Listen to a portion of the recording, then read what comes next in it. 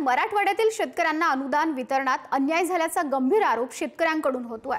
राहुरी तालुक्यामधील गणेश वाडेकर यांना 90 गुंठ्यांच्या मका पिकासाठी तब्बल 15,300 रुपयांचं अनुदान मिळाले, तर वैजापूर तालुक्यात त्यांच्या आजींच्या नावावर असलेल्या 4 एकर बागायती जमिनीसाठी फक्त 9,500 रुपये इतकंच अनुदान मिळाले। आणि या विरोधात शेतकरी संघटनांकडून 17 नोव्हेंबरला तहसील कार्यालयासमोर आमरण उपोषण करण्याचा इशारा दिला गेलेला आहे।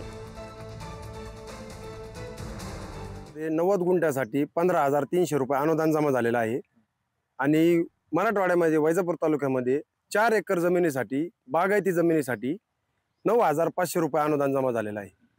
दोन्हीमध्ये इतकी तफावत कशी आहे? चे काय कारण असू शकतात? मागणी एवढीच आहे की दोन्ही तालुक्यामध्ये व जिल्ह्यामध्ये इतकी तफावत कशी असू शकते?